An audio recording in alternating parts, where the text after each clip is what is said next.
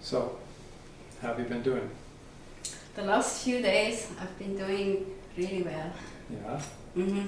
But I have to watch it because the brain likes to chatter. And sometimes I talk to it and sometimes I forget to talk to it. And then I notice. I said, oh, I didn't notice that it was talking. Mm-hmm. Interesting how that happens. Yeah. So, maybe half an hour can go by and I haven't noticed. Mm-hmm. So what makes you notice when you do notice it? Maybe I take I stop and look. Well, it's what the thinking has been accustomed to doing.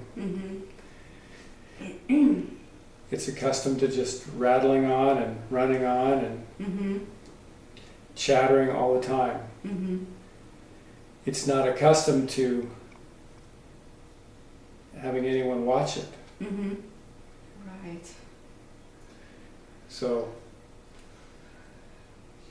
you okay? So, this is what you'll find yourself doing. You just find yourself kind of realizing, oh, some time's gone by and I really haven't been there. Because it has happened so many times. It's familiar. It is so familiar. Like, I see something and immediately it just has this whole this whole way of going down a road. Just boom, boom, boom. 1, 2, 3, 4, 5, It goes so quick. And when it goes down the road, where's Helen? Yeah. That's when I got lost. Lost in the thinking. Yeah. And then with the thinking comes a feeling too in the body. And that's also very real. And you have to watch that feeling too. Well, the thinking has been used to making things happen in the body. It's been used to thinking that it can control certain things in the body. Yeah. So it'll think it can continue doing that. Like the sympathetic nervous system, fight and Well, fight. Anything that that people have tried to control with conscious thought, with concentration and conscious thought, then the brain thinks it can control those things, and it'll continue. And then there's also just the funny kind of sensations that can go along with a certain mood that the brain is in, like a depressed mood, or a anxious mood, or just a real happy, even a real happy mood. It'll have its own sort of physical sensations in the body, whatever it's used to, whatever it's used to having. Yeah. When it feels that way, then those feelings will come back, and then it can come up with stuff that it hasn't had before. So you just observe. You just constantly observe as you do what you need to do. Boy, you can talk to the brain forever.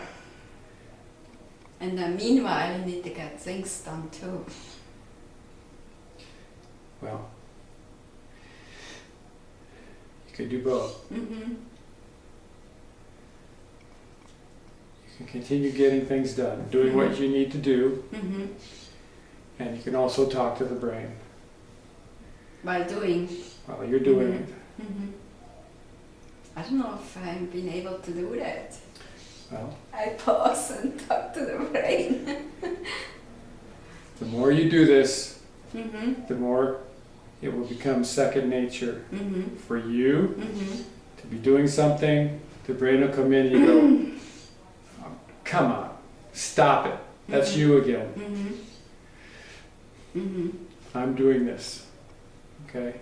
It's none of your business. Mm-hmm. And you just keep doing it. Mm-hmm. In the beginning, it's harder because the brain is noisier. It's used to being in control, so Mm-hmm. it doesn't always shut up right away. Mm-hmm. And sometimes you need to really focus on it and really put a lot of energy into it. You may need to Mhm. yell at it, Mm-hmm. scream at it Mm-hmm. till it shuts up. Mm-hmm. Even then, it may not shut up. Mm-hmm. Okay. It's true, I've experienced that when I identify with depression, then the brain gets really very noisy, and I've screamed at the brain and it just keeps going, and it just got such a foothold that it's almost like, oh my gosh, I'm in the abyss now. So who's in the abyss? Mhm. Well, the thinking, Mm-hmm. I believe it's in the abyss. The thinking is the one that ends up in the abyss. Helen can never end up in the abyss. Although the brain says, well, how do you know that? That's for, you have to watch it. As you continue doing this, as you come into your nature Mm-hmm. more and more, okay, you'll be able to see more and more clearly Mm-hmm. which one is you and which one is the thinking. Mm-hmm. It doesn't just happen like that. All of a sudden you're totally separate, Mm-hmm. okay, because the brain is still thinking it's you, Mm-hmm. and you're seeing more and more Mm-hmm. that you're different Mm-hmm. from the thinking. Mm-hmm. Okay. So the more you do this, the clearer you're going to become to yourself. Mm-hmm. The clearer you're going to see the difference between you and the thinking. Mm-hmm. And there'll still be times when the thinking is very familiar Mhm. at a certain level or at a certain activity. Mm-hmm. Okay, the brain can still seem really familiar to itself. Okay, and then you'll need to kind of look out the corner of your eye and see Mhm. that something is not quite right, Mm-hmm. and then you'll start to see what's really happening. Mm-hmm. That it's the brain that's talking, Mm-hmm. and then you pull away Mm-hmm. and center yourself again Mm-hmm. and go on from there. Mm-hmm. It keeps happening.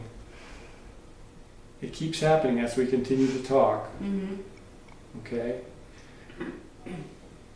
I think especially if the good brain comes in, especially then you have to watch out. Yes, because that's the one that thinks it's talking to me. Mm-hmm.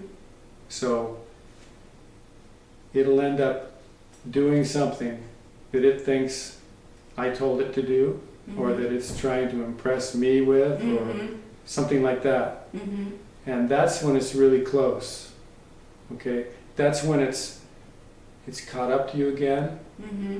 at your new level, Mm-hmm. at your new place. Mm-hmm. It's caught up right up to you, and it's back on your shoulders again. It's sounding Mm-hmm. real familiar, Mm-hmm. like it's Helen talking to Steve. Mm-hmm. Right. When it's really the thinking is talking to me again, Mm-hmm. and thinking that it's doing what it needs.